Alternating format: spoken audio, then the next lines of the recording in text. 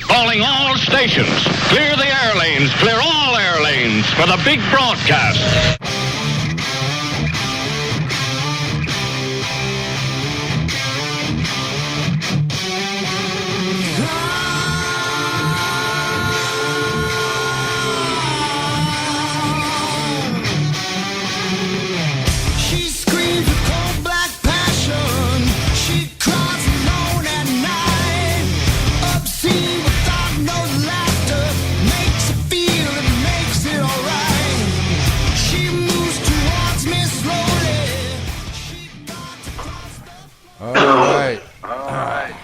From a dark basement in a ghostly haunted dwelling somewhere in the Black Swamps of Northwest Ohio, this is Swamp Gas.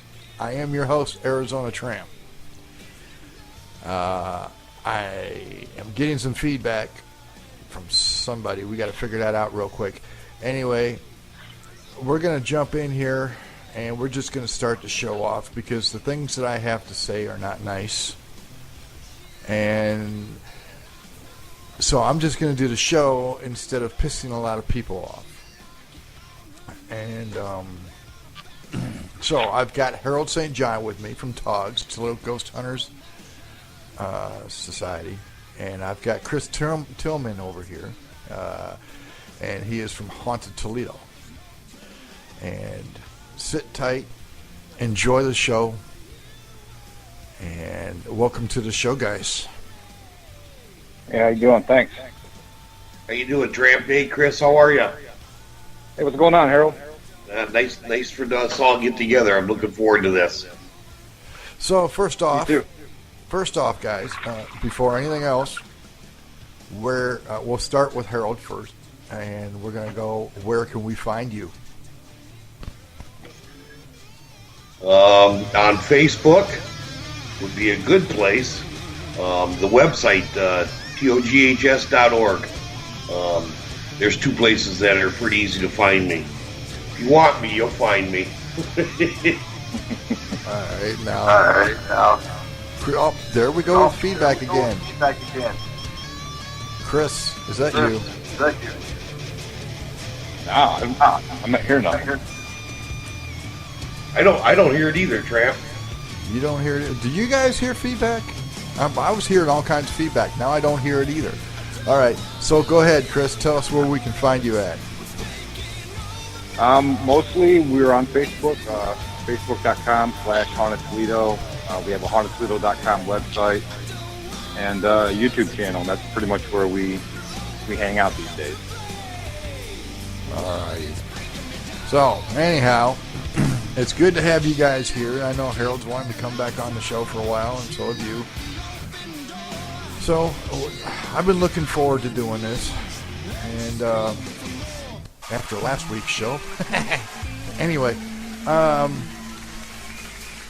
so let's get started here. There's a big difference between paranormal investigation and ghost hunting. So, I am going to let the two experts that are on the line tell you about it. So what's all right? All right, Chris? What is ghost hunting? How I define it is, you hear a legend, you go out, you look for the legend. You try and see if you can experience the same things that you've heard other people say they've experienced, or maybe you've read in a book or a newspaper article. It's just there's really no science to it. You're going out looking for an experience, looking to see if you can see something. Okay, and Harold, what is paranormal investigation?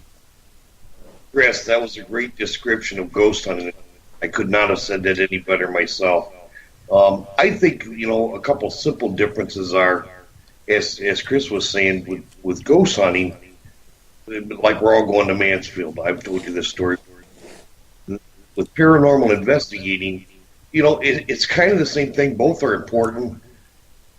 See, I describe paranormal investigating as maybe doing an investigation at a private residence. You have a lot of footwork to do. Maybe 20 hours of research before you even show up on location. Once you get to location, you're trying to, recreate or debunk anything you can, kind of come up with any activity that may be going on in the location of the home. It's just different. I think paranormal investigation is probably a lot tougher, a lot more time consuming, if that makes sense. They're both fun. I mean, I love to do both. I just think paranormal investigating is just a little bit different myself. Same as Chris does.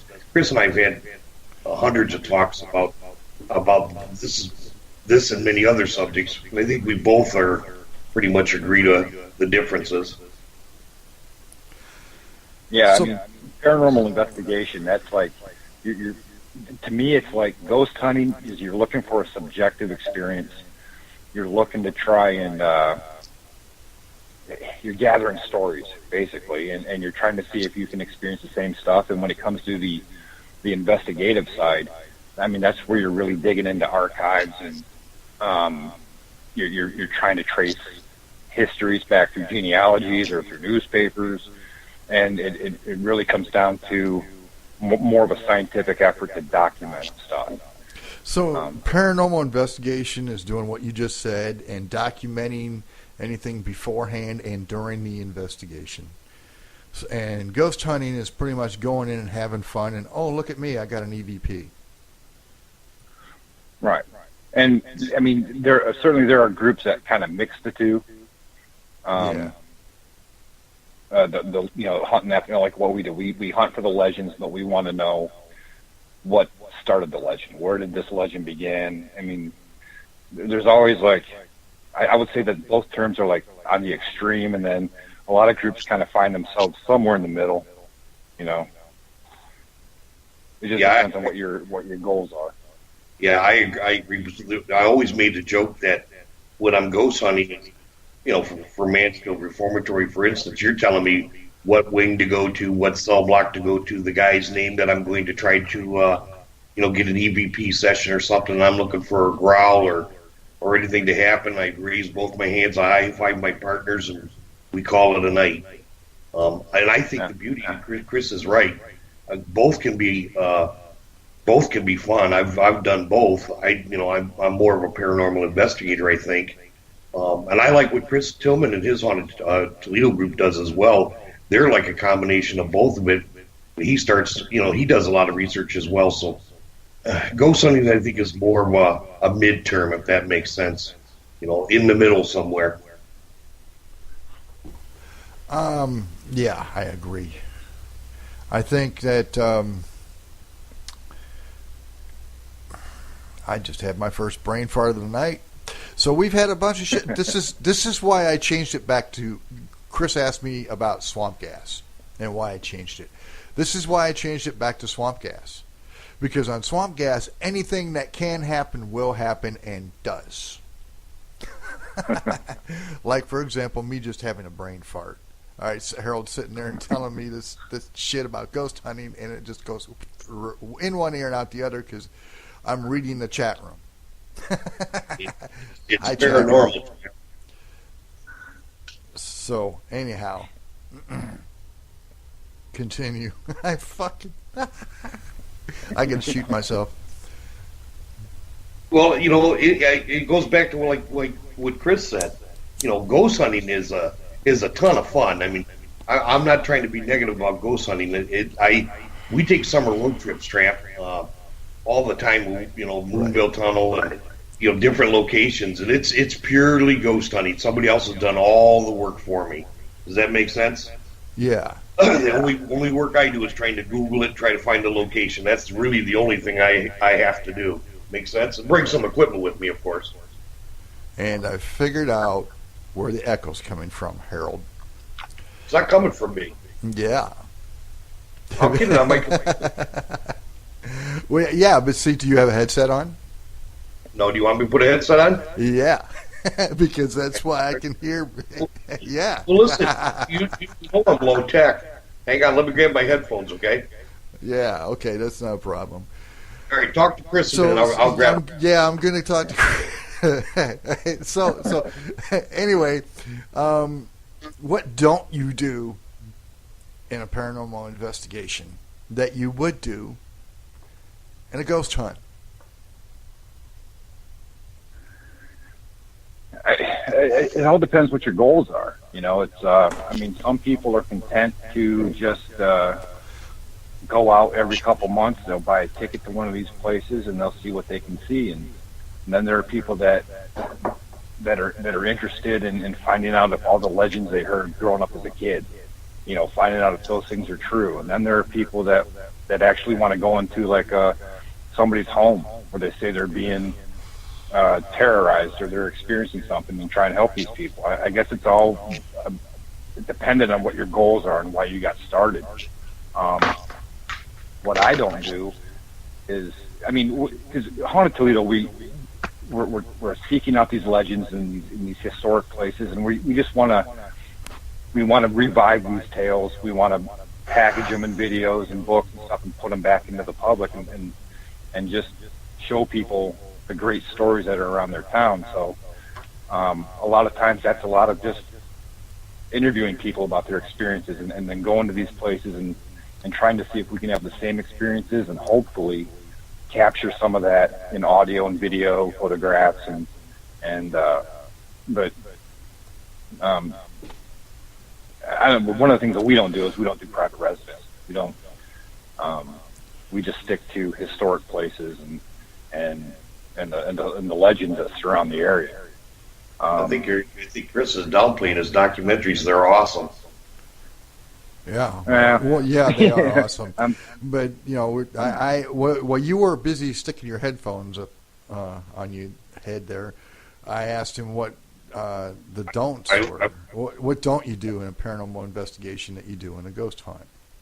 So well, I was listening the whole time. Oh, okay. I'm following you guys. This is okay. Yeah,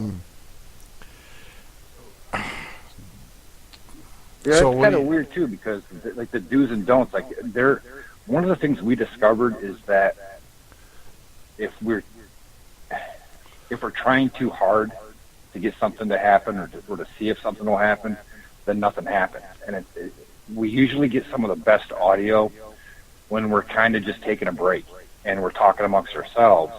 A couple investigations have been like that where you can hear us just we're talking about something that has nothing to do with why we're in the building, and then you'll hear like this little kid's voice in the background, and it's like, you know, where the hell did that kid come from? There were no kids there.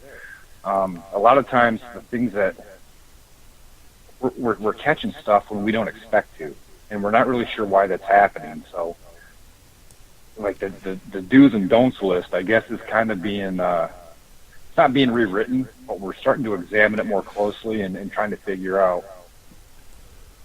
you know, it's just weird. I guess every group has their own list of things that they do and don't. And some groups you have to remain totally quiet during an EVP session, and we found that if we just have, you know, decent conversation amongst ourselves, that's usually when we'll get something pop up. That it makes adds more to the contamination thing. Yeah. I mean, you'll have people say, "Hey, that's contamination." You're not, you know, but I don't know. It's just if you were in the building with us, you know, you know, it's just weird. I think it's every group has their own list of things that they do and that they don't do. I don't think that it's weird at all. I don't think that. I think that things happen when you're sitting there and you're just having a conversation.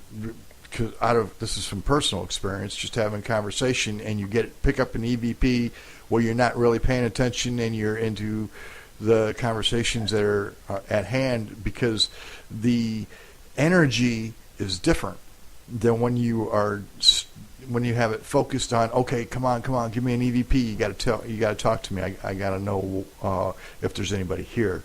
There's two different energies working there. I mean, it could be that simple. You know, you know what I was thinking when you guys were talking. You know, do's and don'ts. Some things you try to do all the time. Chris told me the same thing that he just told you. He told me one time, and it does work. I found this funny as well. some of the things you got to remember to do all the time. And I get it, even if you're ghost hunting or paranormal investigating, and you're talking about different energies when you're all just sitting around doing your own thing and talking. Always turn your recorders on from the very first moment on location.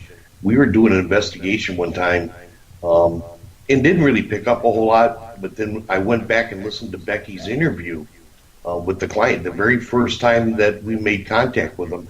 And Becky picked up all kinds of conversation during the interview, believe it or not. So I think both you guys are right. When we were in the interview process and no investigation going on at all, when Becky was just asking questions about this particular entity, the entity was answering the entire time and giving us the answers. It's weird as it sounds. He sat in on the interview with Becky and the client. So I guess that would be called a do. And I think a lot of times we forget. We missed something because we didn't have our recorders going, or we weren't really prepared for, the investigation, from the get-go. So I think that's a huge do. And you guys said some things you don't do. I can tell you one. Several years ago, I got really upset. Matter of fact, we let this investigator go that same night.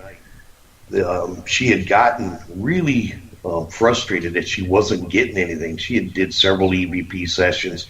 She was a hard worker and a go-getter, but one night she just wasn't having any luck with picking up anything, and she had gotten angry. And she's doing an EVP session, and she's talking horribly about the client's deceased husband. Like, you need to talk to me, you son of a bitch, and well, a lot worse than that. How was I going to give that EVP? How was I going to give that to the client when she's sitting there scolding and cussing out the client's deceased husband? I thought it was really unprofessional. I mean, there's a lot of do's, and there's a whole lot of don'ts as well. But those two stand right up in my mind. Record from the get-go, and please don't talk bad about the client's deceased family member or the ghost that's in the house if you have to give the evidence back to the client. Does that make sense? It seemed like a great big don't to me. I didn't get it. Didn't get it. What did Chris say? He said he didn't get it. Get what? No, I didn't say that. Somebody said didn't. Somebody said didn't get it. Harold, you heard it. I heard it. Yeah. I heard it. I swear to God, I heard it. Did you guys in the chat room? Did you hear that? Did you hear somebody say they didn't get it? Because I thought it was. I thought it was. Huh? Okay. Well, there goes our first EVP for the night. This is a strange. Maybe it's the energy. Maybe there's been some weird things going on around here too. So, anyway,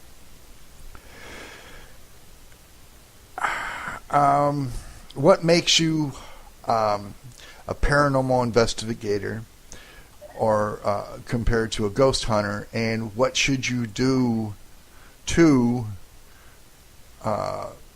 become one, if you understand what I'm saying? Is that for Chris or for me? That's for both of you. Go ahead, Chris. You go first.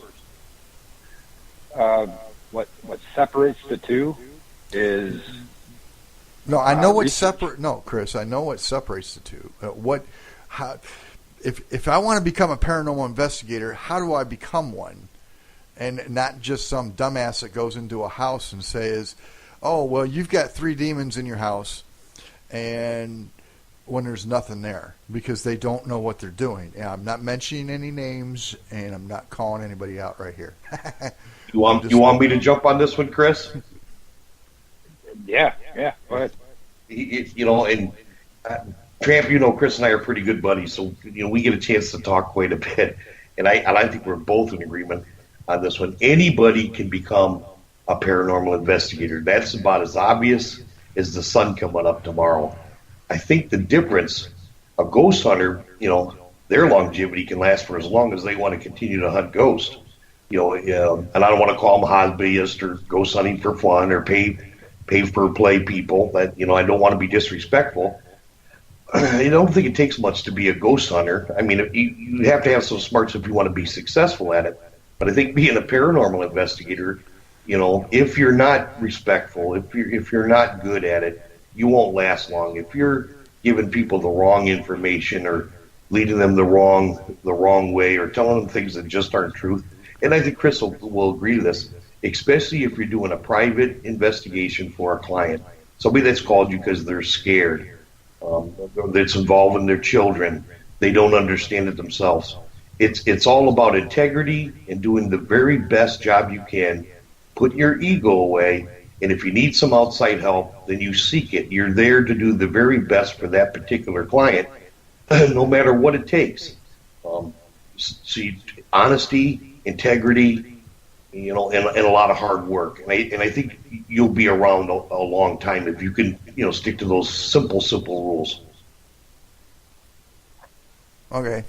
Yeah, the number one thing for me is the number one thing for me is the location has to tell you the story.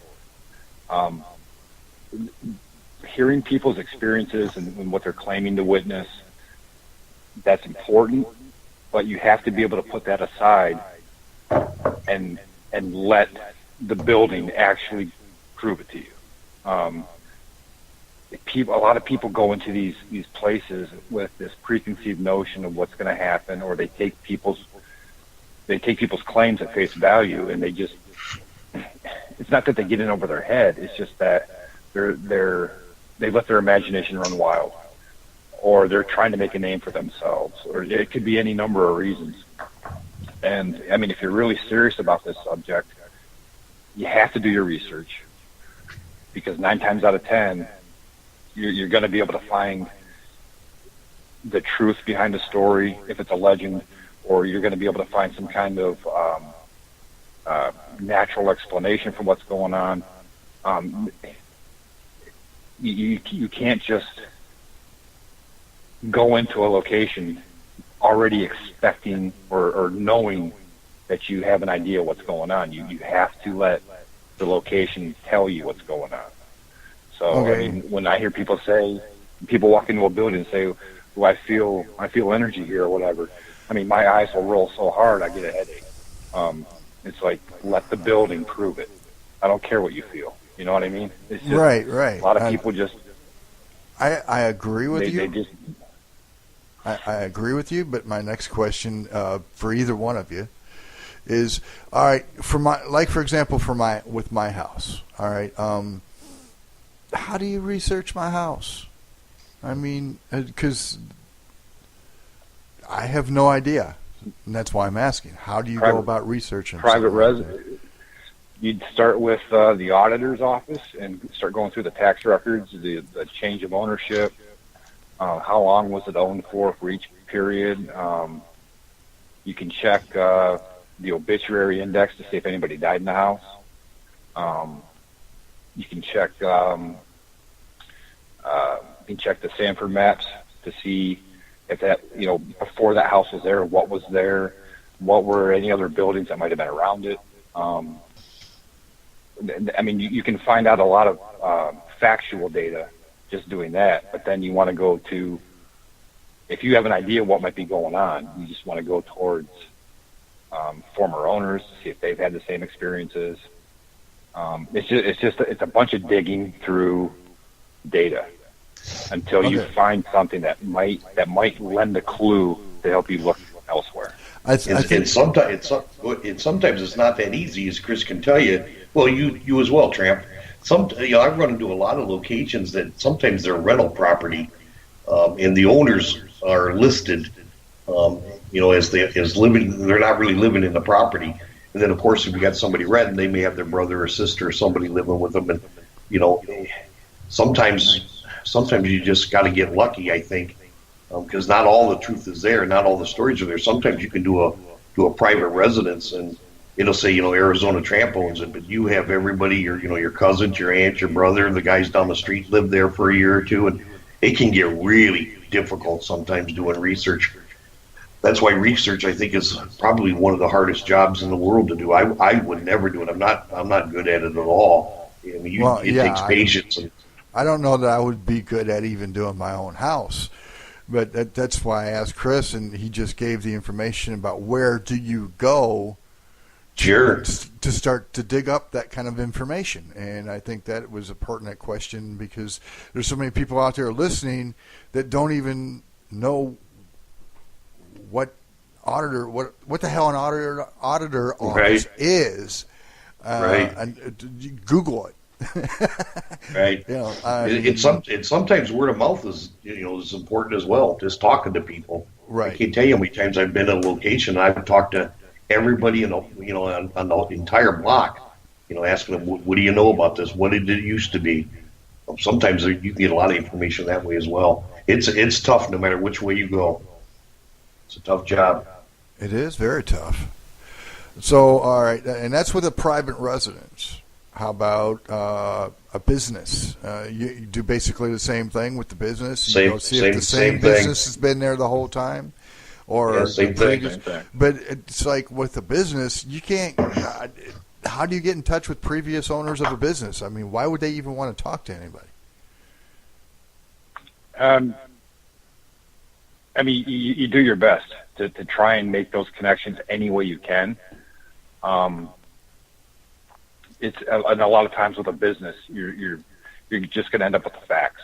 And a lot of times when we go to a location, sometimes we get lucky and we just stumble across a newspaper article, or we stumble across one name that leads to another name that leads to another. And then sometimes it's like, there's supposedly a ghost here. We don't know why the ghost is here. We can't figure out how the legend started because it's just like, a building like the Commodore Perry. It's just, who knows why they're haunted? Who knows why they have legends in that building? It's just, there's so many people coming and going because it's a hotel and now it's an apartment complex. It's like you're stuck. You have no idea unless you talk to somebody that was alive at the time that building was in its heyday. I mean, a lot of research is thinking outside the box too. It's very difficult and it takes a lot of time, and sometimes you end up with a story that you really don't have a whole lot of information to. Well, wouldn't you agree, Chris, that doing an apartment building would probably be one of the hardest places to do when there's so many people coming and going over the years? I mean, even right down to the managers. Definitely. I mean, where do you begin? You got to start with the resources and then it's a lot of brainstorming trying to figure out how do we. Commodore has supposedly the ghost of a little girl that is crying on the steps of the grand lobby, and it's like, how do you figure out who this girl was when it was a hotel? And I mean, I have at some seen point that you just got to girl. I've heard your story. I'm talking about what. Never mind the story, Chris. I have seen the little girl sitting on the steps, and it was the AT&T was in there. I was in there to pay my freaking phone bill, and I think I was in there to pay my phone. For some reason, I was in the building, and the security guard would not let me follow the little girl up the steps. And there was this, the diamond. The diamond door, the metal slat, the diamond door. It looks like diamonds, but you pull it open and close it. Right. That was there the whole time, and this little girl went right through through that doorway, and I mean, did you guys even if all you end up with is a great experience or a great witness sighting? I mean, that's still a good story, but. The building was there, 1927 it was built. I mean, how would you even begin to figure out who this girl was, or what was her? I mean, it's just. Well, there had to be 1,000 little girls that went through that building. How would you find out exactly who it is? Makes sense. Right. It could have been a Toledo girl. It could have been someone from out of state. I mean, it's going to be one of those stories that you don't know. And it gets to the point where it's like you have like 5 other locations you got to research. You got to cut bait at some time and move on to the next story. And who knows? Maybe 10 years from now we'll have another clue, or maybe we won't. I mean, it's just that's part of what happens when you're doing stuff like this. Right. You don't always get a lucky break. Or you're investigating. When you go to investigate, you get somebody totally different than what everybody's talking about. And I'm sure that's happened to you as well, Chris, on several times at several locations. You're in there targeting a little girl, and some guy jumps in on your sessions, or and it throws a curveball, because somebody out of the blue is now talking, you know? All right, where the hell did this guy come from? Right. You never get a definitive answer sometimes, you know, on who might be haunting the location. All right. Makes for a good story, though. It It does does. make for a good story. I mean, I know I saw the little girl. I swear to you, I saw her. And but anyway, is there any new information out? Let's say I'm going to shift things a little bit. You know, we're going to go towards ghost stories, I guess, or whatever. Is there any new information out about the Bone House, Chris? Not yet. Okay. Still digging. I We're didn't done think with it the was. audio. We're done with the audio, and we got some pretty interesting audio, but there's still, now we got to expand our research to like the neighborhood, and there's still a lot left to do with that. Hey, Chris, do you think Yeah. that case, the Bone House, do you think it'll ever end, or do you think this is one of those stories? And I know you and I talked about this a month or so ago. Isn't this one of those locations that this story may go on for another 100 years, or do you think it'll die off? No, it's going to go on. We caught some audio that both of you know, up until like November, I refused to believe this place was haunted, you know? Yeah. And Melissa came back with some audio clips. It's like, there was a period of time we were not in the house, and audio picked up stuff being thrown around, banging, growling. I don't want to believe it, but it's right there on the audio. Well, more what I have no was clue what's going on. even with that, Chris, I think. Do you think the legend now? I mean, even if nobody ever investigated that house again, the legend that's happened, that's came from it, with the neighbors talking, the neighborhood talking, paranormal investigators and ghost hunters talking, because it's all gotten attention. Do you think in 20 years from now, when people drive by that house, I mean, obviously the stories will change, and there'll be some exaggeration, because you know how stories can build and grow as time goes on.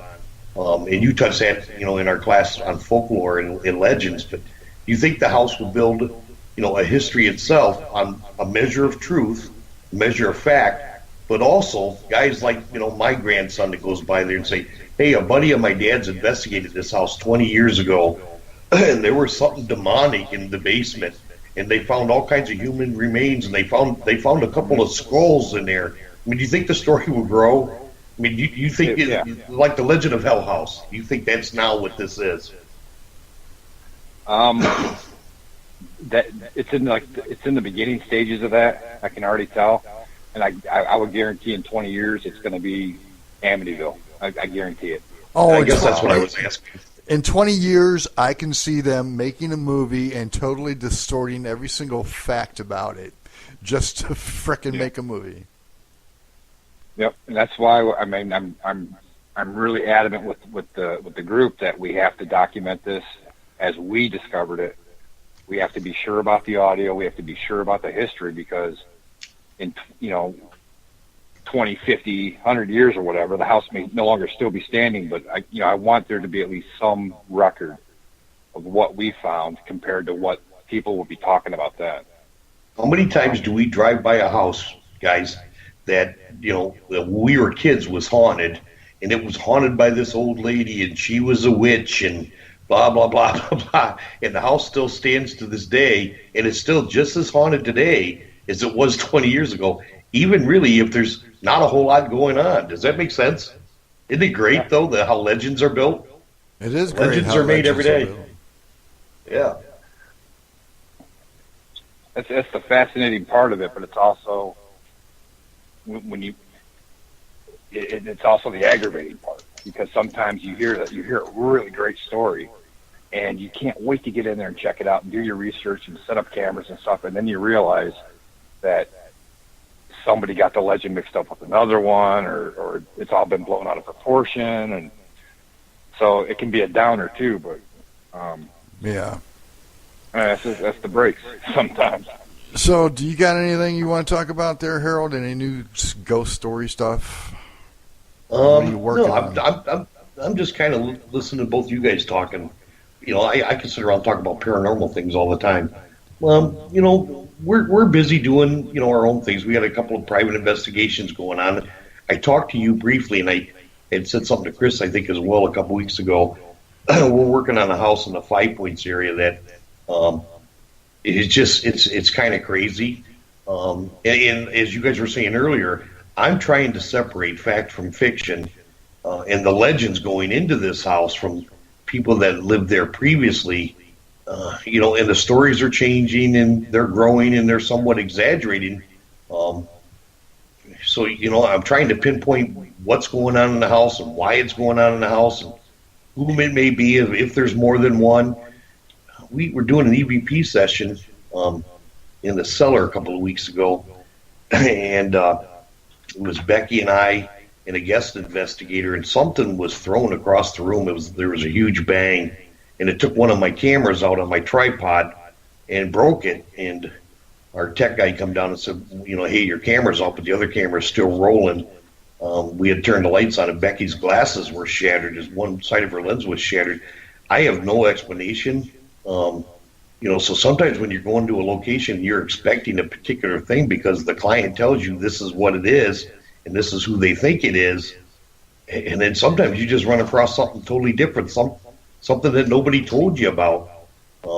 If that makes any sense at all. So there's somebody in there throwing things and being kind of nasty, and it may not be who we were looking for to begin with. Does that make sense? Well, it makes sense in a way, or it could be something that got trapped there from, dare we mention it, Ouija boards. Yeah. Well, sometimes the story grows. Does that make sense? And Chris can tell you that as well. I mean, basically what he's saying is once he gets on location and, he's done, hundreds of hours of work going into a place doing the research, then lo and behold, something comes up that they didn't know anything about, or that particular entity never was brought up in conversation. Just kind of out of the blue it happens. So I'm not sure why, but I do know it does happen. And it's kind of happening to us, where now I'm confused to who I thought it was. It may not be. And I have no idea who it is or why it is. So the story goes on. Private investigation sometimes goes on for months. Or years. Yeah, or a lifetime maybe.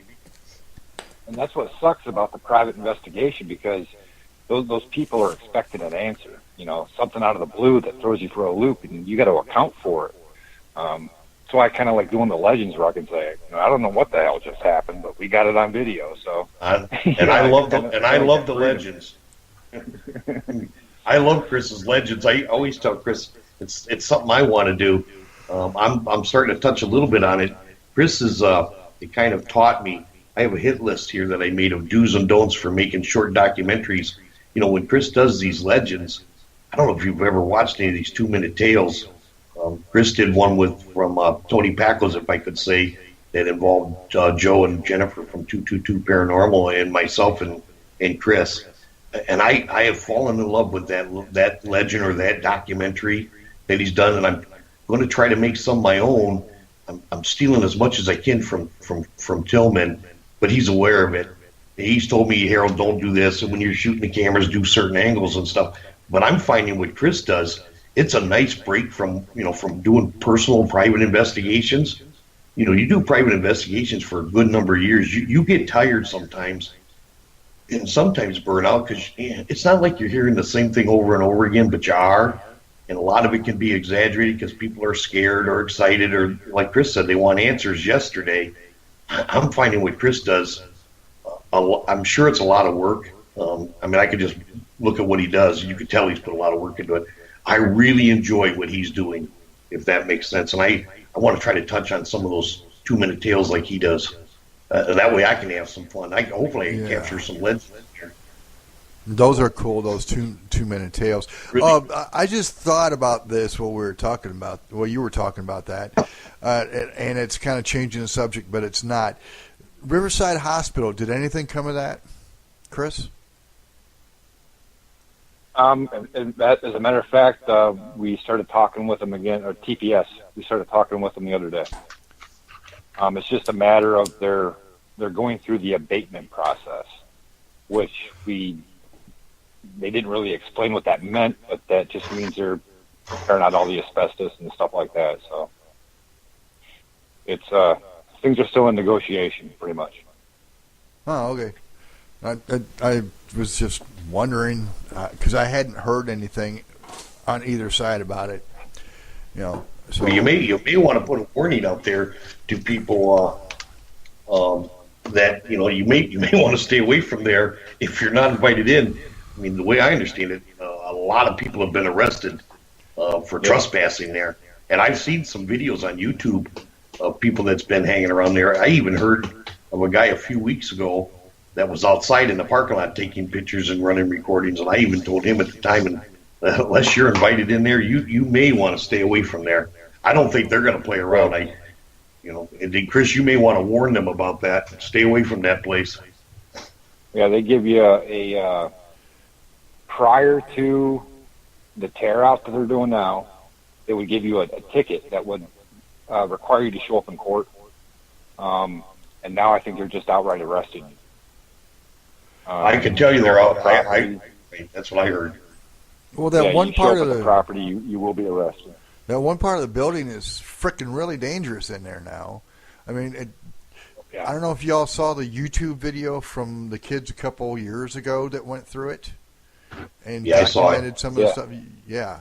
Well, that was a few years ago, and now it's like, you could. I don't know if you could fall through the floors or not. I don't know how well they built that sumbitch, but it's pretty dangerous. Well, and I also heard I heard the third floor is haunted as hell, guys. Well, is the third floor? Is that the nut house? We collected a lot of really cool stories. I'm just trying to add to the legend, guys. Yeah, they've changed.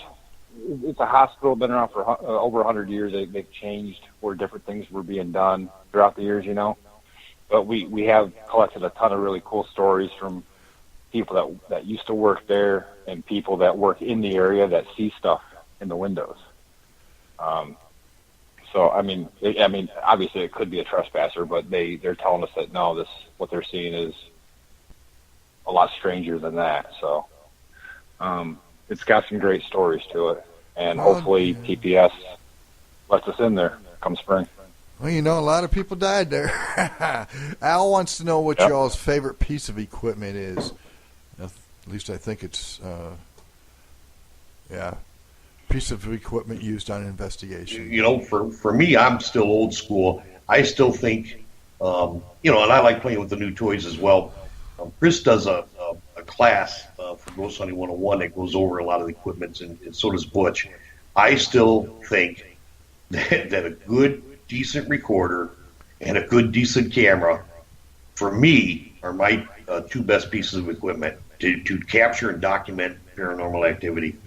I use everything else, but it's so confusing and trying to double and triple document everything. Does an Ovilus tell you the truth? Does a Spirit Box tell you the truth? Well, Spirit Box is scanning radio stations, and Ovilus is pre-recorded, pre-programmed words. And I've never seen an Ovilus say, I love you, anything about Christmas, the Easter Bunny, or anything nice. And I want to know how many nice words are pre-programmed into an Ovilus as well, besides, demon and death and kill. And I worry about a lot of the equipment that's out there. They're fun. That's a good question. I still think an EVP is probably one of your best pieces of documented evidence.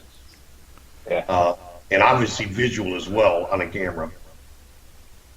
Yeah, audio all the way. What's your favorite? Really good. The digital recorder. The digital recorder is your favorite? We're getting so much great audio that video is good for documenting what's going on. But audio, that's where we're getting all our really good evidence. All the other toys, the bells and the whistles and the blinking lights and the buzzers. Well, you just answered You just answered my really question. with that stuff. I was gonna.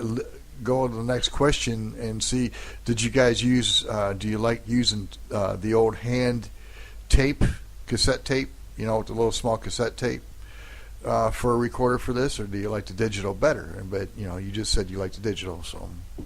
I think that's personal. Go ahead, Chris. It just holds more data. It's more compact, and it just holds more, and you get a better sound, I think. Or you can go old school like Butch. He uses the old micro cassette recorder because he likes the white noise, the sound of the reels moving. I don't use one, but you know, I think Chris will agree with me as well. Of all the evidence that we've documented over the years, I think by far and away our best evidence has always been on audio recorder. Always been on audio recorder. We have more EVPs, probably 10 times more EVPs than we have anything else that we could call paranormal. I think that's the way it is with video everybody we do. Go ahead, Chris. The video's good for like just to watch and say, "Hey, I was there. I remember that room, and I remember them jumping out from behind that column to try and scare me." I mean, that's all the video's good for. The audio, if there's something there, chances are you're going to pick it up on audio before you will anything else. And Melissa is just like, she's got the best ears on the team, and she can pick this stuff out like you wouldn't believe. And it's creepy as hell to know that you're in this room and you know who else is in the room with you, and then you're hearing another voice there in the background, and you have no idea where it's coming from. You know you go back to the video and you watch the video, and then you know it's not coming from anybody else in the room, but it's right there on the audio. And it's just, how do you debunk that? You know, that you really can, and I can tell you, sometimes, you know, people have been investigating for years. That first time when you know you're alone, I can remember a time down in Athens in a catacomb under the insane asylum. It was a little after 3 a.m. Death tunnels. I'm sure you guys know what they are. It's where they, you know, would take the bodies on the gurneys and take them to different places on the ridges. This one, you know, from the morgue to the cemetery. I can remember being in there. You know, you're 20 feet underground. You're a quarter mile out into the ridges. You're doing an EVP session, and a woman talks to you. You know you're alone. You know there's no other way that this could have happened. It has to be paranormal. I guess as a paranormal investigator, I don't need any other proof. That tells me a lot. You know, that there is the other side, that these people can communicate with us from time to time. They hear us, and sometimes they answer us. But without a shadow of a doubt, some of your best documented paranormal activity is done with audio first. And not only is the video portion good for documenting everything that goes on, I think that's a close second. Everything else is fun, and it's fun to play with. Well, could you imagine if that veil wasn't there, and we actually could see and hear dead people all the time? Everybody could. How confusing life would be. Well, I'd be talking to my brother and my father right now, not you guys. No offense, boys. It'd put us out of a job. There'd be nothing to explore, nothing to investigate. Yeah, it would. That would be freaky. Hey, Chris, Tramp, do you remember how profound it was when your young investigators, the very first time that they captured, an audio EVP that was talking directly to them? Do you remember the experience that they had when that finally, happened to them? It's not only startling and sometimes even scary. It goes all the way back to a guy that investigated for me. He's one of my photographers, a great guy, Fred, who captured an EVP of a little girl in Custer, Ohio, in a slaughterhouse. This little girl he thought he saw staring out a window of a second-story building. Listen, once he got that EVP and she said, "Hi, Fred," he never investigated again. Every answer he ever wanted to the paranormal was answered within that 2-word EVP. Changed his religion, changed his fear of death. It changed everything. It's really profound. I've never had that. Never experienced that. I have caught EVPs, but never experienced that. Yeah, well, without a shadow of doubt, they're there. Go ahead, a Chris. good EVP, a really good EVP, a really clear one. It for me, it's there's something out there. You may not know what it is or what it's like, but you know that life does go on. That death isn't the end, and you just know it. It changes everything. Yeah, and from a personal, you can play that EVP for an entire crowd of people, and maybe only half of them will believe it. You're not going to change anybody's mind by playing it, but when you hear this for yourself personally, it does change the way you view life and the way you think about stuff, and in a lot of ways it can solve some mysteries about life. Maybe not all of them, but I don't know. It does change you. I've always known, even as a kid, I've always known that there was something on the other side, that we don't die and that's the end. So, but that's me. So I think the coolest EVPs, Chris. You remember when we were doing an investigation together on Genesee, and the spirit box said, "Hi, Chris." Right on cue. Yeah. That's really cool, and you could show that to the client and say, "Look at Harold just introduced Chris Tillman, and the spirit box said, 'Hi, Chris.'" But isn't it a lot different that if I would have said, "I'm investigating here with Chris Tillman," and the EVP picked up an audio recorder said, "Hi, Chris," it's a total different scenario. Everything changes at that precise moment. Does that make sense for anybody that's right. A real paranormal investigator? That's a game changer. When they're talking to you directly, it's a game changer. Yeah, EVPs are 10 times better than spirit box. Spirit boxes are fun.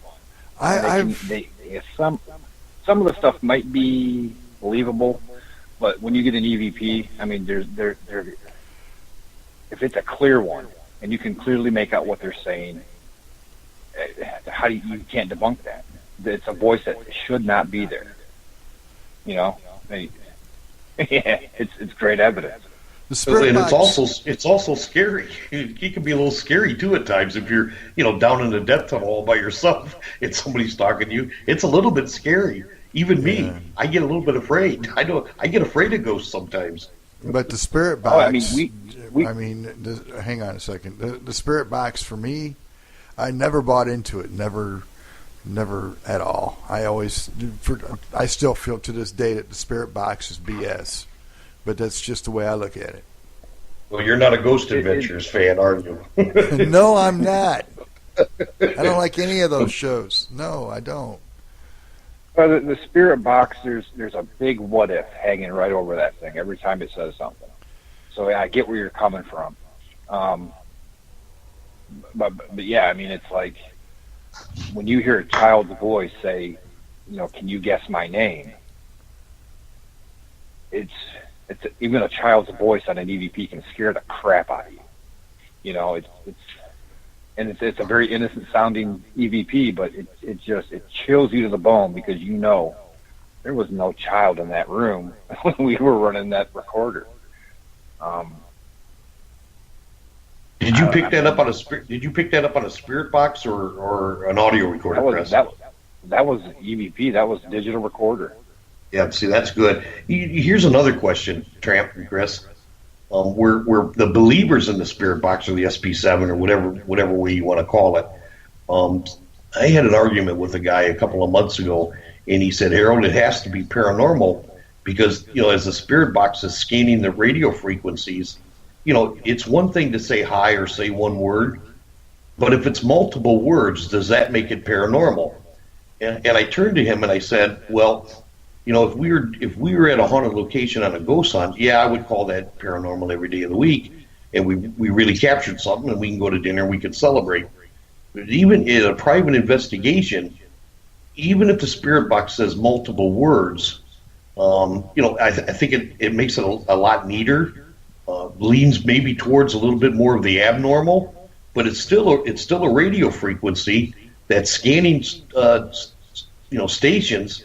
Is it fair to call that paranormal? Even if it said, "My name is Tramp," is it fair? Because they say they don't say more than one word, and that makes sense. I don't know. I don't still know. have a hard time calling it. I have a hard time calling it paranormal, I guess is what I'm saying. I have no clue. I think you got to, depending what it says, and depending, like, we go by like words and syllables, and I mean, if it's going to say a 3-4 word sentence over the space of a ton of different frequencies that it's scanning, and if it's going in reverse, scanning in reverse, I think you got to put it in the maybe column. And that's You what know, I and- said, abnormal. And I think that when it comes to evidence, it's not just one piece of evidence that proves it. I think that you have to look at the entire. You have to look at everything you collect and see what kind of picture it creates for you. Like in a court of law, they got direct evidence, and direct evidence would be somebody killed somebody, they found blood on the guy's hands, and they found a murder weapon. That's all direct evidence that they could show led to the crime. And then they've also convicted people on circumstantial evidence, where they don't have a body, they don't have bloodstains, they don't have a murder weapon, but they do have proof of circumstances that could have led up to this guy committing the crime, right? So I think when it comes to paranormal investigation, everything we collect is all circumstantial, and it's up to everything you collect to help kind of paint that picture of what's actually going on. The more EVPs you get, I mean, that definitely tips the scales towards paranormal. But if all you're getting is like spirit box junk and maybe a few taps on the wall and just random stuff that could by itself be ruled out as a natural thing, if you look at it all as a whole and then you judge it based on what eyewitnesses are saying and stuff, I think it kind of, I don't know. I think you have to look at everything. I Figure out what's going on. and more so than I don't know, and more so than that, you know, if you do a 5 or 6 hour investigation, you have upwards of 60, 80, even 100 hours of analyzing to do. There's so many things that, you know, are you know, they're on the bubble. You know, are they paranormal or not? Well, we don't throw them away completely. We set them off to the side. Once you complete your analyzing process, you can see the bigger picture. You know, for as you move from room to room, and that's why it's so important when you're documenting. You know, the state, the time, and what room you're in, what session it may be, and you can begin to build your own story. You know, like Chris was saying, and Tramp, and you say the same thing. You know, the knocks and the spirit box hits and the obvious talking. You really have to set them off to the side and see if they are in line with whatever EVPs you get. I mean, see if they're adding to the story, to see if there's any truth to what they're saying, or, you know, can it even be considered paranormal? Chris called it on the bubble. You know, the funny thing is I'm always calling it abnormal. You know, you have your normal, your abnormal, and then the things you can't recreate or debunk, then, you know, you put them in the paranormal category. I just don't count any of that. I set it off to the side, and I try to find, you know, whatever audio evidence we can get, and then maybe you can go back to some of that stuff, and maybe it'll add to it. Does that make any sense? What I'm trying to say? It does. What I think is that at some point, all the circumstantial evidence has to add up to enough proof that we can say, yes, there's something on the other side, and yes, the other side has something to do with us at some point. It's the same as with cryptids. At some point, all the circumstantial evidence that's been built up over the last 50 to 100 years has got to be enough to prove, not beyond a shadow of a doubt, but enough to prove that, yes, this can be considered as a legit, real thing. Does this mean neither one of you guys believe in Bigfoot? Because if neither one of you guys believe in Bigfoot, I'm on the wrong show. I believe in Bigfoot. I believe. What do you guys? I What do you believe in guys take me Bigfoot. Bigfoot? Yeah, me and you will go Bigfooting right in my I backyard. want to go Bigfoot. Yeah, you make Tillman go too, right? Yeah, we'll go Bigfoot. I believe in Bigfoot. I believe in shapeshifters, and that has to do with the other two that go along with that. And Mothman is the only one that I've really ever had an issue with that I think is I don't buy Mothman, but that's just me. I'm really disappointed. Chris Yeah. Chris is quiet. I think Chris left, and I'm just sitting here beside myself. All right. Whatever. Bigfoot's cool. I think Mothman might be legit. I think there might be something to Mothman. I spent a weekend in Point Pleasant, West Virginia. I believe in Mothman as well. Why? All right. Why, Chris? And then Harold can have his turn as to why. I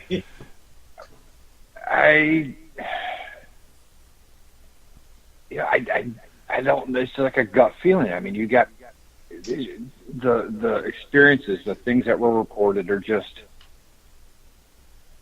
It would have to be one. Everybody would have to be in on it. You know what I mean? It's just one of those things where everybody's going to be in on the story. I just don't. If that was the case, if it was just a hoax or a made up tale, somebody would have talked by now.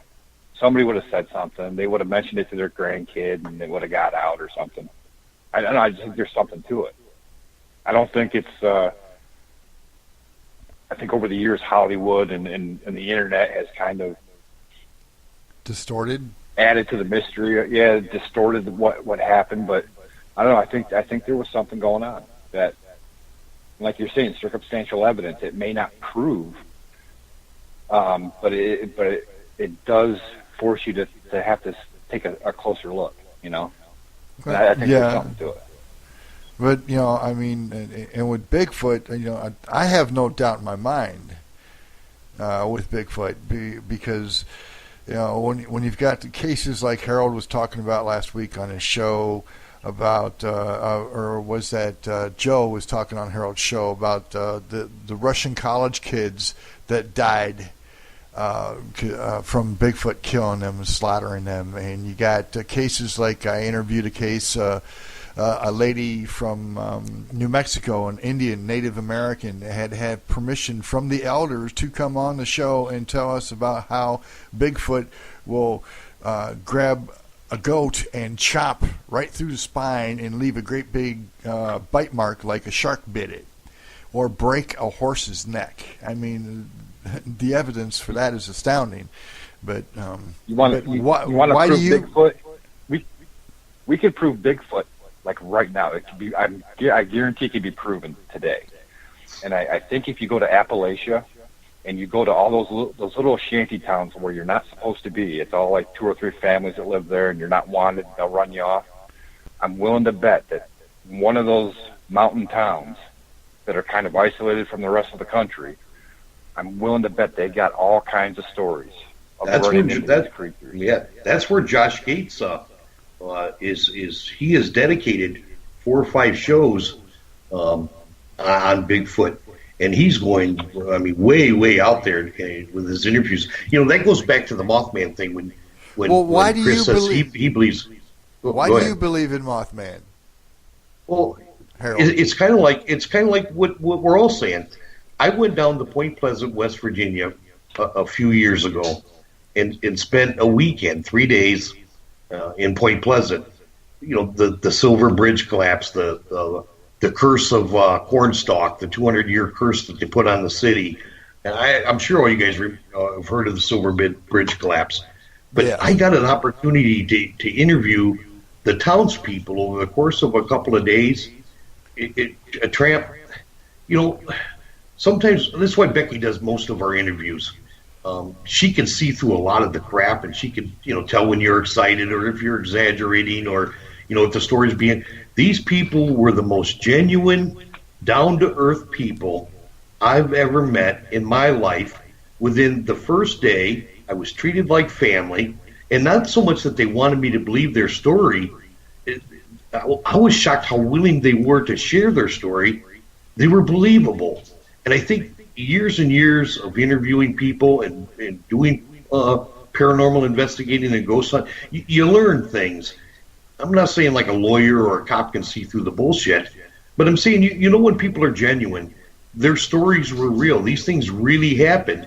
Some of these people still live in Point Pleasant to this day. I mean, some of them are much older now. Their stories have not changed in all these years. What they saw is what they saw, and they really don't care if we believe them or not. So I had a chance to go into the TNT bunkers, 3 or 4 of them, to go over to where the old TNT factory was. I'm telling you, when the sun goes down, it was like Chris said, it has a real eerie feel to it.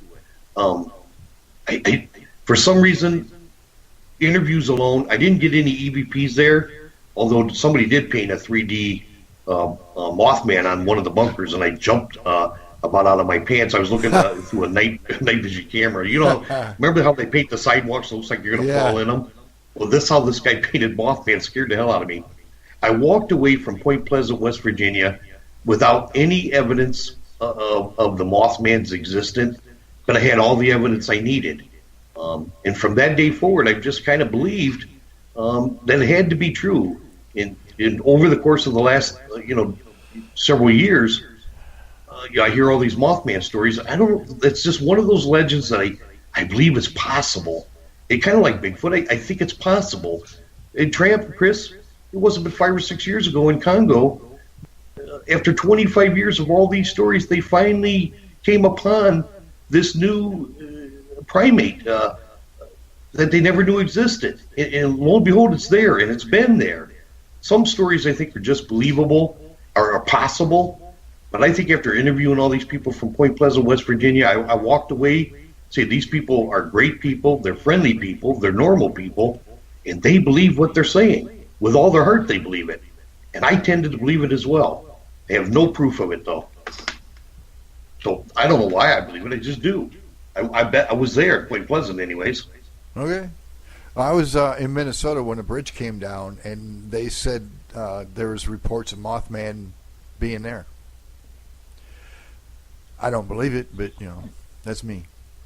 Well, don't blame me. I voted for Mothman for president. It'd be better than what there's supposedly sightings in Chicago past couple years of what they're calling a Mothman. Yeah. What building was that? What building was that by, Chris? I remember them showing he was flying outside of a building in Chicago, but I can't remember what the reasoning was for that. Yeah, don't they say it's impending doom? Like he's a messenger of doom or something like that. But then there's also Native American explanations for what he might be. I don't know. Mothman. When I heard the stories that he was sighted in Chicago, I kind of dismissed it a little bit. Chicago's kind of a messed up town to begin with. I don't know. It's possible. Whenever I hear of Chicago, I think of Kolchak, the Night Stalker. Yeah. I love that show. So did I. What? Well, it's a weird world. Well, I think the good thing is tonight, guys, us three of us together have single-handedly, we have broke some cases wide open. There are ghosts, there is a Bigfoot, and Mothman exists. I think it's been a really successful evening. Okay, this has been a better show than I've had the last couple weeks, and I apologize everybody right now for that, but things are what they are, and you guys want to stick around, or do you want to go? I need my beauty sleep. Lord knows right, I need Chris. a ton of it. Hey, don't let Chris go. He's got to tell us how we can find him. Yeah, that's right. Oh, I was going to stop trying to do my job, Harold. I'm just trying to track him down. I want to know where to find him. Yeah. Well, where do we find you again there, Chris? All over Facebook. Facebook.com /Haunted Toledo. We got which is normally where we spend most of our time on Facebook. All the latest announcements, but we do have hauntedtoledo.com, and we have a YouTube channel, but it's like one of those alphabet type URLs. I don't know it offhand, but you can get to that from the Facebook page. All righty. And So I guess we're going to take off here. And Harold, where do we find you at? Same thing. I don't know my YouTube channel either. Except I know if you go to YouTube and you type in Toledo, Iowa Ghost Hunters, you'll find I got some videos out there, maybe some EVP clips over the last 15, 20 years. I'm starting to build this channel. I'm kind of excited about it with the kids' help. I'm so low tech. It's taken me a while. But yeah, we now have a YouTube channel as well. So I'm sure you and Chris both subscribe to it. I'm perfectly positive you do. Yep. Yep. So Facebook, I think, is probably one of the best ways to contact anybody now under social media. We all have Twitter accounts and Instagram accounts, and we all have websites. But I think Facebook is you could see actually day to day what we're doing. You can kind of follow all the things we're doing. Like if I want to know what Tillman's up to, I just get on Facebook. If I want to know what Arizona Tramp's up to, I just get on Facebook. I can stalk all you guys. Oh yeah. So I think that's probably the best way, I would think. Yeah. Okay. All right, guys. Well, just hang on, and I'm gonna start the outro for the show. And thanks for everybody for being here. Thanks to everybody in the swamp.